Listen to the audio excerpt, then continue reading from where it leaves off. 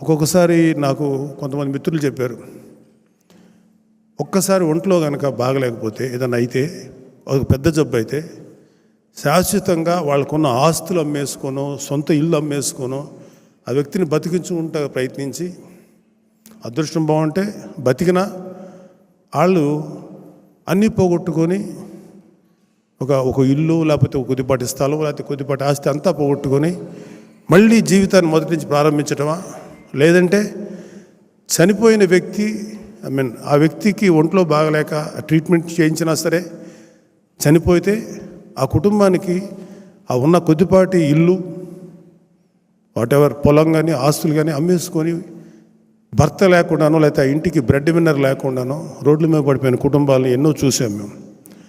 బహుశా మన నాయకుడు పవన్ కళ్యాణ్ గారు ఇలాంటివి కోకొలలు చూస్తుంటారు. అందుకని ఆయన మనసు కరిగి ఆయనకు ఏదైనా చేయాలన్న ఆలోచన వచ్చినప్పుడు ఆయన ఆలోచన నుంచి వచ్చినటువంటి ఈ గొప్ప కార్యక్రమమే జనసేన క్రియాశీలక మెంబర్షిప్ కార్యక్రమం. మీరందరూ కూడా ఎవరైతే కట్టుకోగలిగే వాళ్ళు రెన్యూల్ చేసుకోండి. ఒకవేళ ఎవరైనా కట్టుకోలేకపోతే బాగా పేదరికంలో ఉంటే మనకి ఇవాళ జనసేనకి బలమైన నాయకులు ఉన్నారు అన్ని నియోజకవర్గాల్లో. వాళ్ళకి జనసేన క్రియాశీలక సభ్యత్వం తీసుకోవాలని అనిపించినా ఒక 500 కూడా కట్టలేని పరిస్థితిలో ఉన్న వాళ్ళకి ఒక్కొక్క కార్యకర్త అంటే కాస్త సంపాదించుకున్న కార్యకర్త కానీ డబ్బున్న కార్యకర్త కానీ నాయకులు కానీ వీర మహిళలు కానీ ఒక వ్యక్తికి మీరు స్పాన్సర్ చేయండి. ఒక 500 రూపాయలు అక్కడ మీరు స్పాన్సర్ చేసి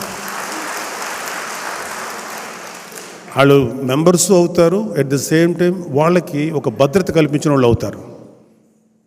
అంటే ఒక చాలామంది ఏంటంటే రాజకీయాల్లో తిరిగి పాడైపోయాడు ఎందుకు కాకుండా అయిపోయాడు అని చాలామంది అనిపించుకుంటుంటారు, యూత్ కానీ లేకపోతే చాలామంది నాయకులు కానీ. కానీ ఇవాళ జనసేనలో చేరితే జనసేనలో క్రియాశీలక సభ్యత్వం తీసుకుంటే ముందు మా కుటుంబ సభ్యులకు ఒక భద్రత ఉంటుంది, మాకు జీవితానికి ఒక భరోసా ఉంటుందని నమ్మకం కలగజేసింది. కాబట్టి మీరందరూ కూడా మీకు చేతనంత వరకు మీరు సపోర్ట్ చేయండి.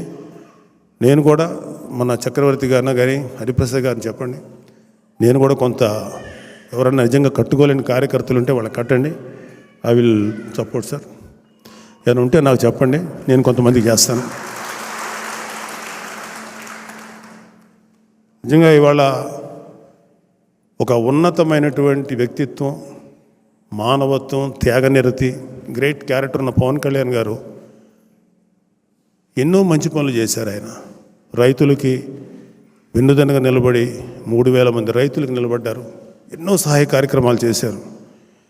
ఎవరిదాకో ఎందుకు 2010లో నేను ఒక నిర్మాతగా దారుణంగా నష్టపోయి కోట్ల రూపాయలు అప్పు ఉంటే ఆ రోజు నాకు నిలబడిన వ్యక్తి మా తమ్ముడు పవన్ కళ్యాణ్ గారు. అలాగే మా అన్నయ్య చిరంజీవి గారు, వీళ్ళిద్దరు నాకు ఒక మూల స్తంభాలాగా నిలబడ్డారు. సో వాళ్ళు ఇచ్చినటువంటి లైఫ్ నాకు ఇది. సో ఈ జీవితాన్ని వాళ్ళ యొక్క ఆశయం కోసం, వాళ్ళ కోరిక కోసం నాకు చేతనైనంత వరకు వాళ్ళకి సేవ చేస్తాను. నాకంటూ రాజకీయాల్లో ఎటువంటి ఆశలు లేవు, ఎటువంటి పదవికాంక్ష లేదు. ఈ పార్టీకి అంటే నేను ఒకటి నేర్చుకున్నాను లైఫ్లో, అయితే నువ్వు చాలా గొప్పవాడి అవటానికి ట్రై చేయండి. ఎవరైనా సరే తప్పులేదు, అది చాలా గ్రేట్. కానీ నాకు అంత కెపాసిటీ లేదు, నేను గొప్పవాడిని అవటానికి చేసే అంత దమ్ము నాకు లేదు. కానీ నువ్వు గొప్పవాడి కాకపోయినా ఒక గొప్పవాడికి అండగా నిలబడు, సపోర్ట్గా నిలబడు. నేను అది చేయగలిగాను. సో పవన్ కళ్యాణ్ గారి ఆశయం కోసం, ఆయన ఆశయాలు నిలబెట్టడం కోసం నాకు చేతనంతవరకు చేస్తాను. నాకు వయసు సహకరించినంత వరకు చేస్తూనే ఉంటాను. కానీ నిజంగా ఇవాళ మన అదృష్టం కూటమి ప్రభుత్వం రావటం, అలాగే మన తెలుగుదేశం పార్టీ, బీజేపీ, జనసేన కలిసి పోటీ చేసి ఘన విజయం సాధించడం, ఒక గొప్ప అడ్మినిస్ట్రేటర్ అయినటువంటి చంద్రబాబు నాయుడు గారిని మళ్ళీ సీఎంగా చేయటం, ఒక గొప్ప మానవతావాది, మంచితనం, వ్యక్తిత్వం, త్యాగనిరతి ఉన్నటువంటి పవన్ కళ్యాణ్ గారు డిప్యూటీ సీఎంగా చేయటం దాని నిజంగా మన అదృష్టం. సో వచ్చి నెల, అంటే ఇది out of the context, sorry to say this, వచ్చి 30-40 డేస్ అవుతుంది ప్రభుత్వం ఏర్పడి. అర్జెంటుగా ఏమీ చెప్పినా ఇలాంటి పనికి మాలినటువంటి కామెంట్లు చేసే వైసీపీ వాళ్ళని చూస్తే నాకు చాలా చిరాగ్గా ఉంటుంది.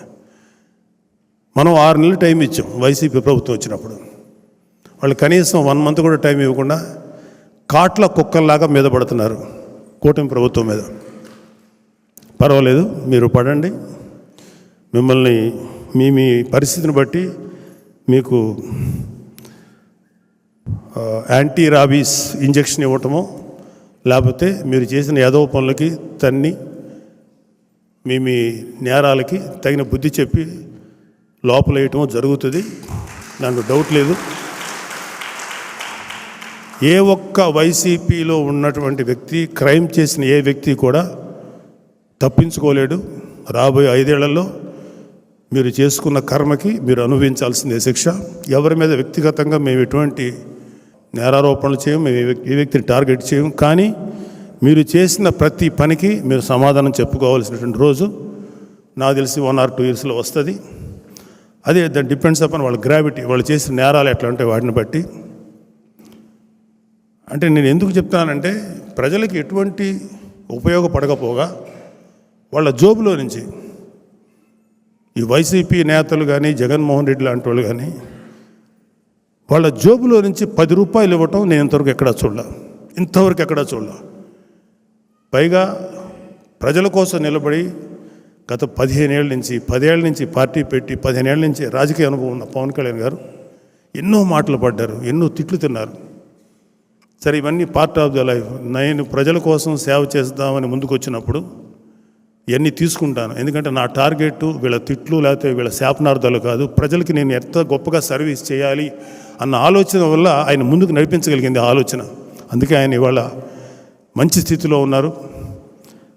డెఫినెట్గా రాబోయే ఈ 5 సంవత్సరాలు ఆంధ్రప్రదేశ్ ఒక గోల్డెన్ ఏజ్ చూస్తుంది. దయచేసి ఎవరైతే ఇక్కడ ఉన్నవాళ్ళు, మీరు కానీ ఎవరైనా సరే జస్ట్ కొంచెం ఓపిక పట్టండి, అన్నీ సక్రమంగా జరుగుతాయి. మాకు కళ్ళారా మేము అంటే మన ఎలక్షన్స్కి వెళ్ళినప్పుడు ఎన్నో దుర్మార్గాలు చూసాం. సాక్షాత్తు సీఎం స్థానంలో ఉన్నటువంటి జగన్మోహన్ రెడ్డి చెప్పినంత అబద్ధాలు, అంటే ఒక అబద్ధం చెప్పితే అతికినట్టుండాలి, అంత గొప్పగా చెప్పగలడు ఆయన. అబద్ధాలు చెప్పటంలో ఆయన డాక్టరేట్ పొందాడు. పచ్చి అబద్ధాలు. రైతులు దారుణంగా ఆత్మహత్యలు చేసుకుని, కౌలు రైతులు చనిపోతే మేము ప్రత్యక్షంగా తిరిగాం. ఆ కుటుంబాలు ఎంత దారుణమైన పరిస్థితుల్లో మేము చూసాం. ఒక్క రైతు కూడా సూసైడ్ చేసి చచ్చిపోలేదని పవిత్రమైన అసెంబ్లీ సాక్షిగా మాట్లాడినటువంటి జగన్మోహన్ రెడ్డి గారు. జంగారెడ్డిగూడెంలో కల్తీ సారా తాగి కొంతమంది పేద కార్మికులు చనిపోతే సహజ మరణాలని చెప్పి శాసనసభ సాక్షిగా పచ్చి అబద్ధం చెప్పిన వ్యక్తి జగన్మోహన్ రెడ్డి గారు. ఇప్పుడు ఎక్కడో లోకల్ తగాదాలు, వినుకొండలో ఎక్కడో చిన్న తగాదాలు ఉంటే దాన్ని తీసుకొని దేశం నాశనం అయిపోతుంది, రాష్ట్రం నాశనం అయిపోతుంది, రాష్ట్రపతి పాలన పెట్టాలి అని అవాకులు చవాకులు పేలుతున్న జగన్మోహన్ రెడ్డి గారికి దయచేసి తప్పులేదండి, మీరు తప్పులు చేశారు, ధైర్యంగా ఉండండి, ఇక నుంచైనా మంచి దారిలో నడవండి. రాబోయే 10 ఏళ్ళ తర్వాత, 15 ఏళ్ళ తర్వాత మళ్ళీ మీకు ఒక అవకాశం రావచ్చు. అట్లీస్ట్ మంచి అనిపించుకోండి. ఇంకా నీచమైనటువంటిగా దిగజారిపోయండి. జనాలు ఇంతకంటే సినిమాలో డైలాగ్, ఇంతకంటే దిగజారు అనుకున్న ప్రతిసారి ఇంకా దిగజారిపోతున్నాను, నా ఎక్స్పెక్టేషన్ చంపేస్తున్నాను అంటారు. అలా దిగజారిపోతూనే ఉంది వైసీపీ. మీరు కానీ మీ కార్యకర్తలు కానీ ఆలోచించుకోండి. మేము మాత్రం జనసేన ఇవాళ అధికారంలో ఉంది. అధికారంలో ఉన్నప్పుడు ఒక మాట, లేనప్పుడు ఒక మాట చెప్పే వ్యక్తి కాదు మన నాయకుడు. ఎప్పుడు కూడా ప్రజలకు అండగా, ప్రజలకి సపోర్ట్గా ఉంటారు, మీ అందరికీ వెన్నుదన్నుగా ఉంటారు. Thank you very much. Let's start distribution.